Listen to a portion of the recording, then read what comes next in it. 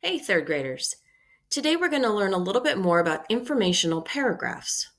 And we're going to write one using our ELA packet number 7 on page 7 and page 8. Here's a little bit about an informational paragraph. The purpose of an informational paragraph is to inform or to tell your reader about a topic.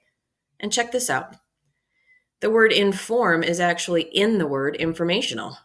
That's what helps me remember what this type of writing is about. In an informational paragraph, you are teaching your reader about a topic by giving them some more information. In our case, we're going to be teaching our readers about the human body systems and how they all work together to help us do an activity. So as we go through this, start thinking of an activity that you like to do and start thinking about the human body systems that are working as you're doing that activity. How are they helping you? How are they working? What are they doing to help you do that activity? Your paragraph will include a topic sentence, at least 3 details. So we want to think of at least 3 human body systems that are working. We're going to have some examples and explanation.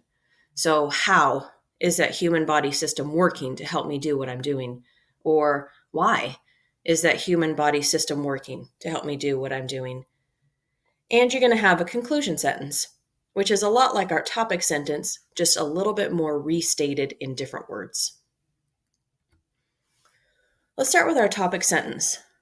So our topic sentence usually states the main idea of our paragraph. It tells our reader what we're about to teach them. It's usually a general statement. We kind of keep that specific information for our details and elaboration. We don't put it in our topic sentence. And it can be used to get the reader's attention because we want them to read what we wrote. That's the whole reason we're writing. Here's some examples that you could do. Be thinking about which one you might want to use in your writing. You could make a statement or define your topic. So it could sound like this. Many systems work together in my body to help me run. Now we know we're going to be hearing about how the systems work in that person's body to help them run.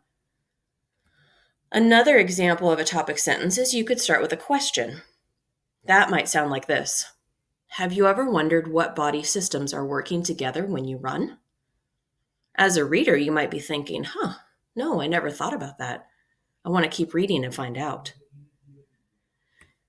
You could also start with an interesting fact, such as the muscular, nervous, and skeletal system are all interconnected. Now, as a reader, I might be wondering, what does that word even mean, and how are they interconnected? And it makes me want to keep reading.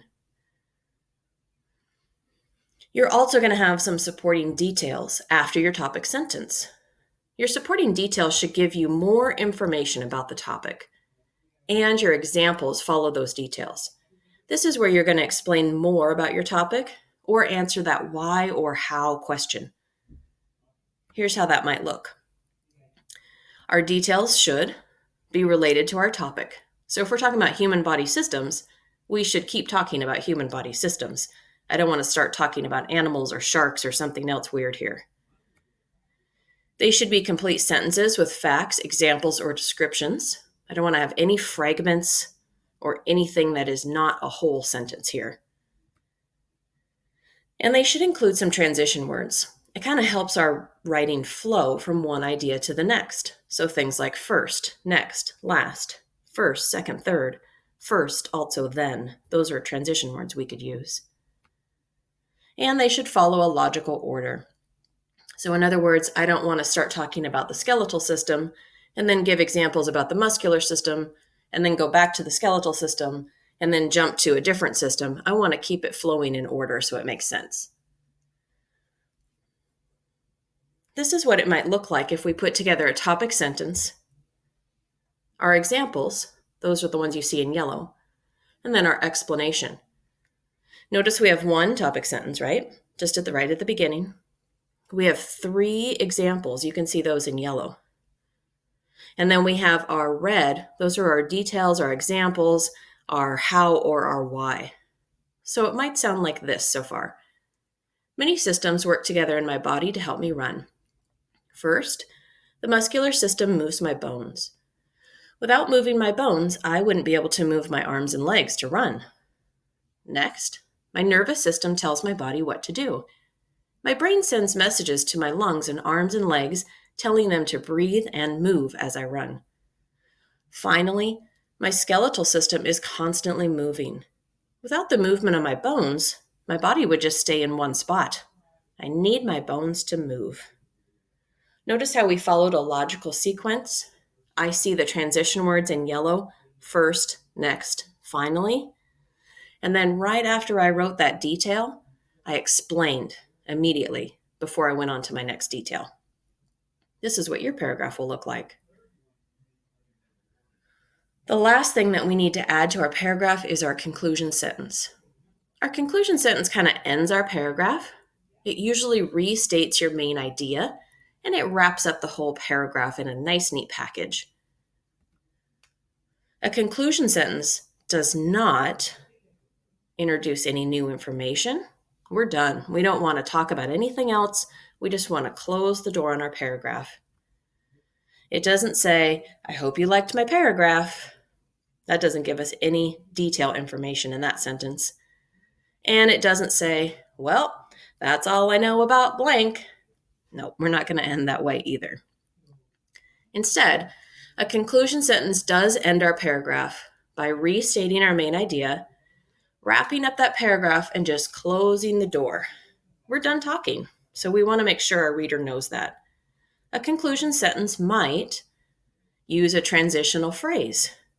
Here's some that you could use in your paragraph. As you can see. In conclusion, that's my favorite because it has the word conclusion in it. Or to wrap up. You could use any of these as you write your paragraph. Now, when we put it all together, this is what it looks like. Notice how my conclusion has been added to the end here, and we've made it green, the same as our topic sentence, because we open and close our paragraph in a very similar way. Here's the whole thing all put together. Many systems work together in my body to help me run. First, the muscular system moves my bones. Without moving my bones, I wouldn't be able to move my arms and legs to run. Next, my nervous system tells my body what to do. My brain sends messages to my lungs and arms and legs, telling them to breathe and move as I run. Finally, my skeletal system is constantly moving. Without the movement of my bones, my body would just stay in one spot. I need my bones to move. In conclusion, there are many different systems, all working together in my body to help me run. All right, third graders, now we're ready to draft and plan our own paragraph. Let's get started. Grab your ELA number 7 packet and turn to page 7. All right, here we are in our packet. We're going to look at pages 7 and 8 today to do our planning process. This is our final write for human body, which means that I should put a lot of thought and effort into this one because this is where I really show my teacher what I know. And it's also the second time that we've written an informational paragraph, so this one should be much better than the one that I wrote about animals. Here's some background that we need to help us right here. Read this with me. All of our body systems are interconnected. This means that they all work together in order to help us do activities that we enjoy. So remember how you were going to think about an activity that you like to do, and then think about what systems in your body help you to do that activity. This is the part we're going to do together, just to kind of help us see how to fill this planning page out. So let's look at the directions. Look at the image below of the swimmer. What body systems are working together to allow her to swim? Describe what these systems are doing to help her swim. Now for this one, we're going to do this part together. So as I type, you'll handwrite on your page 7 so that you have this chart filled out to help you use as an example on page 8. I'm going to stick with the 3 main body systems. I'm going to go with the nervous, the muscular, and the skeletal systems. So let's go ahead and fill those in over here where it says body system in our chart. So I'm going to say nervous, and I'm going to do muscular next. And then I'm going to do skeletal as my last one here. Now remember, the nice thing about a video is that if I type too fast for you to copy, just pause it, and then you can copy it down and hit play when you're ready to move to the next part. All right, so I'm going to move to this side of my chart. Here, I want to explain or tell. This is going to be my details here. This is the yellow part, my detail. And this is going to be my red examples that we saw in the previous slideshow. So how does the system work to help her do this activity?